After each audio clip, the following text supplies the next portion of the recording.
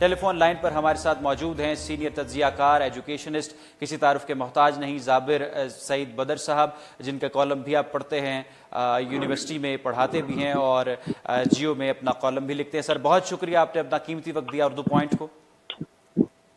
جی السلام علیکم، میری آواز آپ کو آ رہی ہے؟ جی السلام علیکم۔ السلام علیکم۔ ہلو جی، مجھے آپ سن پا رہے ہیں؟ جی اب آپ کی آواز آئی ہے۔ سر کیسے ہیں آپ؟ خیریت سے ہیں؟ آپ کو انتظار کرنا پڑا اس کے لیے معذرت۔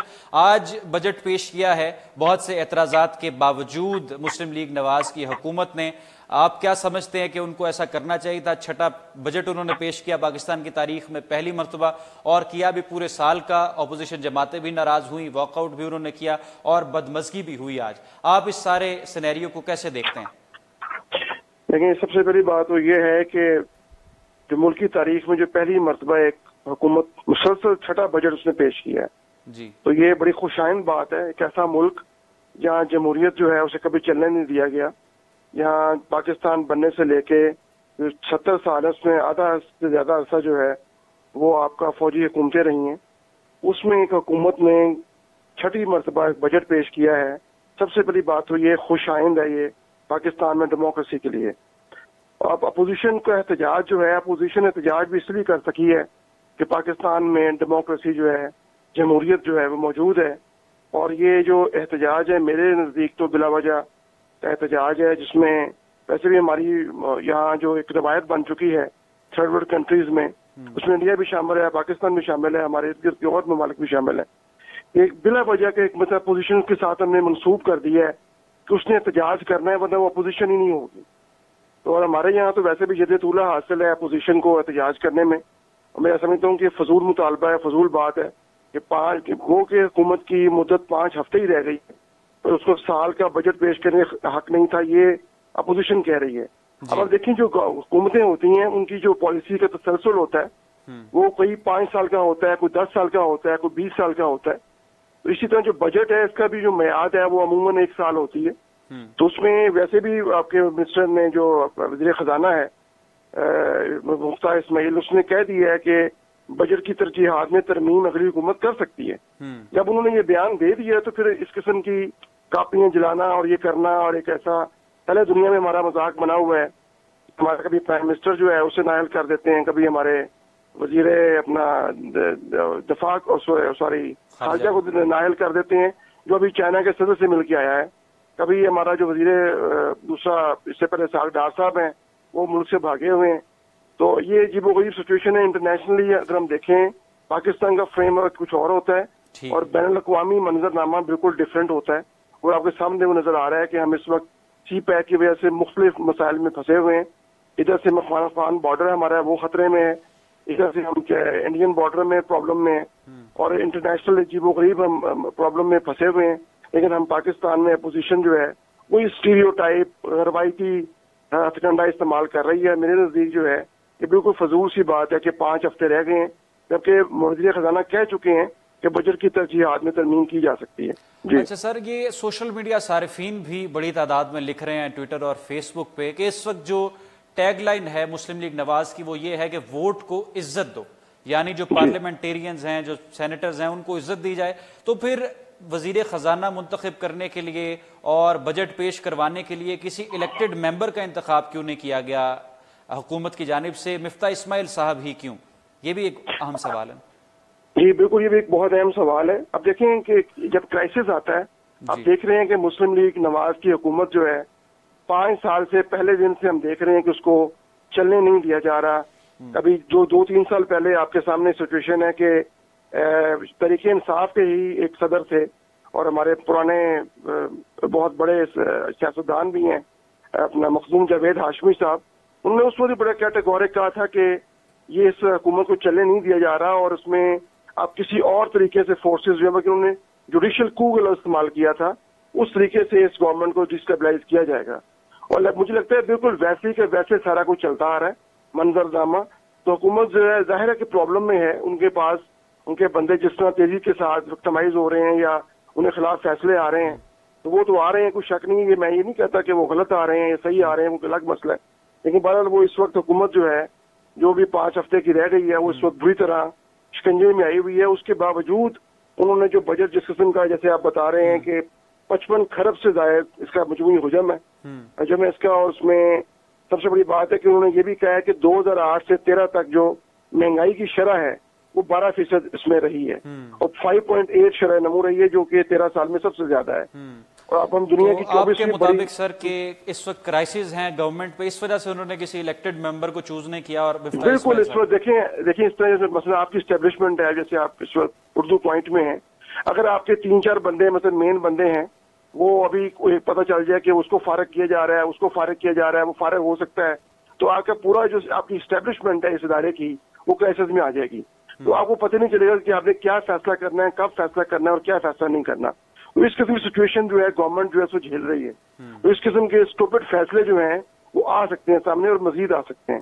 ٹھیک ہے, بجٹ آپ نے دیکھا, یقیناً تقریر بھی سنی, آپ کیا سمجھتے ہیں بجٹ عوام دوست تھا؟ پینشنز میں اضافہ کیا گیا, سرکاری ملازمین کی تنخواہوں میں اضافہ کیا گیا, اور اس کے علاوہ بھی بہت سے ایسے ریفارمز آئے ہیں. آپ بجٹ کو عوام دوست قرار دیں گے؟ عوام دوست تو خیر بجٹ تو بجٹ ہی ہوتا ہے, لیکن یہ ہے کہ اس طرح ہم کہہ سکتے ہیں کہ عوام جو سرکاری ملازمین ہیں ان کو تو فائدہ ہر سال پہنچ جاتا ہے.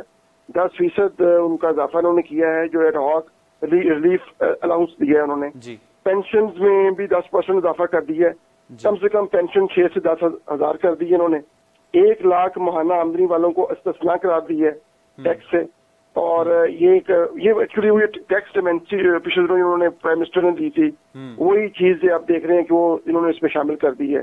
پھر انہوں نے یہ بھی کہا کہ کوئی بھی نان فائلر ہے وہ 40 لاکھ روپے سے زائد مالیت کی جائیداد نہیں خرید سکتا.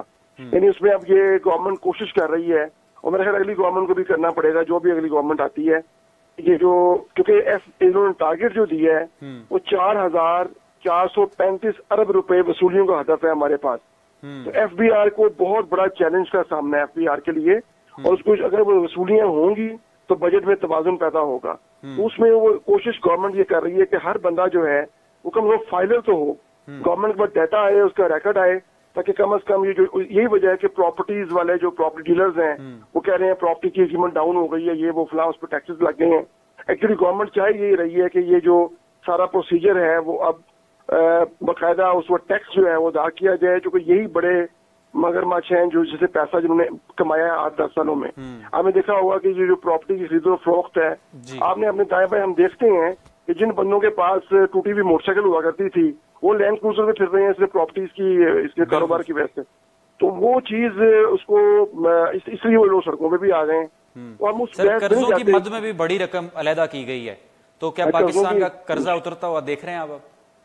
قرضہ دیکھیں, اگر تو میں بتا رہا ہوں نا کہ اگر تو ہماری وصولیاں ہوتی رہیں اور ہم اپنی اس طرح ہی سمت درست رہی بجٹ کی, اور کوئی خدا نخواستہ درمیان میں کوئی ایسا کوئی بڑا ایشو نہ آیا, سی پیک بھی اپنا کام اس میں چلتا رہا, اور ہماری جو انٹرنیشنل جو سینیریو میں جو ہمارا وہ چل رہا ہے کہ جیسے اب دیکھیں میں مین چیز بتا رہا ہوں کہ انٹرنیشنل سینیریو میں یہ ہے کہ یہ جو اس میں کہ اگر ہماری اپنی کریڈیبلٹی مجروح ہو جاتی ہے کہ وزیر خزانہ جو ہے بھاگا ہوا ہے, پرائم منسٹر نااہل ہو گیا ہے, آپ کا جو ہے اس قسم کی جو ایسی کنفیوژن سی پھیلی ہوئی ہے پاکستان کی اتھارٹیز کے بارے میں, یہ اچھا سائن نہیں ہوتا. اس سے کیا ہوتا ہے, آپ دیکھ رہے ہیں کہ جو ڈالر ہے 120 پہ آ گیا. جب ایک ڈالر 120 پہ آئے گا تو اوور آل ساری کی ساری آپ کی جو نیچے تک جو آپ کی وصولیاں ہیں یہ سارا ڈسٹرب ہوتی ہیں. اس کی وجہ سے کیا ہوا ہے کہ ہر چیز کی قیمت, ٹرانسپورٹیشن بڑھے گی, پیٹرول بڑھے گا, ڈیزل بڑھے گا, آپ سمجھے نا, ہر چیز بڑھے گی, اور جو انٹرنیشنل ہماری ادائیگی ہیں اس میں بھی فرق پڑ جائے گا. تو اس قسم کی سچویشن میں جو غیر یقینی ہے اسٹاک ایکسچینج آپ کی بیٹھ جاتی ہے بار بار.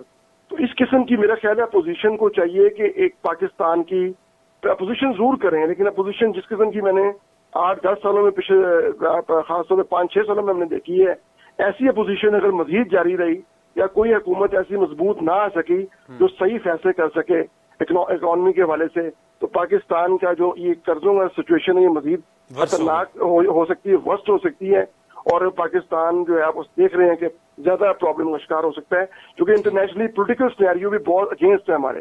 آپ دیکھیں نا مختلف فیکٹرز ہوتے ہیں, اکنامک فیکٹر ہمارے اگینسٹ ہے, پولیٹیکل فیکٹر ہمارے اگینسٹ ہے, انٹرنیشنل فیکٹر ہمارے اگینسٹ ہے, جغرافیکل فیکٹرز جو ہمارے ارد گرد سراؤنڈنگز میں ہیں وہ ہمارے اگینسٹ ہیں, انٹرنل فیکٹرز جو ہیں ہمارے اپنی جو اندر پاکستان کے اندر ہیں وہ ہمارے اگینسٹ ہیں.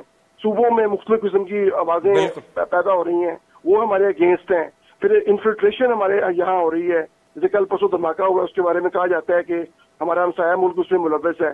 تو انفلٹریشن بھی شامل ہے. اس قسم کے فیکٹرز جو ہیں وہ پاکستان کا میں دیکھ رہا ہوں مزید جو ہے وہ تعالیٰ خاصہ کمزوری کی طرف جا رہا ہے. اور ایز اے اسٹیٹ دیکھیں, اسٹیٹ کے 3 پلرز ہیں جو بچپن میں ہم پڑھ رہے ہیں. دنیا کی جو اتنی سفسٹیکیٹڈ ہم جو آج دور چل رہا ہے, اسٹیٹ کیا ہے؟ اسٹیٹ کے 3 پلرز ہوتے ہیں. اب وہ پتہ یہ پارلیمنٹ ہوتی ہے, جوڈیشری ہوتی ہے اور ایگزیکٹو ہوتی ہے. جب یہ تینوں آپس میں, تینوں کا الگ الگ جو کام ہے ڈیفائن ہوا ہے. ایک نے آئین بنانا ہے, ایک نے آئین کی تشریح کرنی ہے, ایک نے آئین پہ امپلیمنٹ کرنا ہے, کروانا ہے اور کرنا ہے. اب مجھے بتائیں کہ جب ایک ادارہ تھوڑا سا ایکٹیو ہو جائے گا یا دوسرا مزید ایکٹیو ہو جائے گا, تیسرا مزید ایکٹیو ہو جائے گا, تو اسٹیٹ کے تینوں پلر جس پہ اسٹیٹ کھڑی ہوئی ہے وہ آپ خود سوچیں کہ وہ اس وقت لرزہ تاری ہے اس پہ. اور خدا نہ خواستہ کوئی اور پلر کہے کہ نہیں میں تمہاری بات نہیں مانتا, تمہاری ایسی جیسی پھری, اب میں تمہیں دیکھتا ہوں, تو پھر کیا ہوگا؟ اسٹیٹ کمزور ہو رہی ہے. اور میں پاکستان کی اسٹیٹ کو کمزور ہوتے ہوئے دیکھ رہا ہوں, کیونکہ اس کی جو فیڈریشن ہے اس کی بنیادیں لائی جا رہی ہیں. اور یہ میں ایسٹ ایز اے ہسٹورین میں بتا رہا ہوں آپ کو, ایسٹ پاکستان میں سیم سچویشن تھی 1971 میں. جی بہت شکریہ. ہمارے ساتھ ٹیلی فون لائن پر ابھی آپ گفتگو سن رہے تھے ضابط سعید بدر صاحب کی, جو کہ سینئر تجزیہ کار ہیں, اینالسٹ ہیں, اپنا کالم بھی لکھتے ہیں, ایجوکیشنسٹ ہیں, یونیورسٹی سے بھی وابستہ ہے. انہوں نے جو بجٹ پر تبصرہ کیا وہ آپ سب نے سنا. آج حکومت نے بہت سے اعتراضات کا سامنا تھا انہیں, اس کے باوجود انہوں نے مالی سال کا بجٹ پیش کیا ہے 18-19 کا, اور جو بجٹ کے مختلف پوائنٹس ہیں وہ بھی ہم نے اس میں ڈسکس کیے اپنے پروگرام میں, اور جو تبصرہ تھا وہ بھی آپ نے سنا. اب ایک اور اہم خبر آپ کو دے رہے ہیں کہ oil and gas regulatory authority OGRA کی جانب سے وزارت پیٹرولیم کو سمری بھیجی گئی ہے, جس میں پیٹرولیم مصنوعات کی قیمتوں میں اضافہ تجویز کیا گیا ہے. اوگرا کی جانب سے پیٹرول 3 روپے 22 پیسے اور مٹی کا تیل 6 روپے 97 پیسے فی لیٹر مہنگا کرنے کی سفارش کی گئی ہے. اس سمری میں لائٹ ڈیزل کی قیمت میں 6 روپے 95 پیسے فی لیٹر اضافے کی بھی سفارش کی گئی ہے. پیٹرولیم مصنوعات کی قیمتوں کے تعین کی حتمی منظوری وزیر اعظم دیں گے. آج انہوں نے بجٹ بھی پیش کیا ہے مسلم لیگ نواز کی حکومت نے, اور بجٹ کے پیش کرنے کے دوران مفتاح اسماعیل صاحب جو پاکستان کے نو منتخب وزیر خزانہ جب وہ پیش کر رہے تھے تو خاصی بدمزگی بھی ہوئی, اس کا احوال بھی ہم نے آپ کو بتانے کی کوشش کی ہے. یہ تھا آج کا ہمارا پروگرام. رخشان میر کو دیجیے اردو پوائنٹ سے اجازت. انشاءاللہ آپ کی خدمت میں دوبارہ حاضر ہوں گے. اللہ حافظ.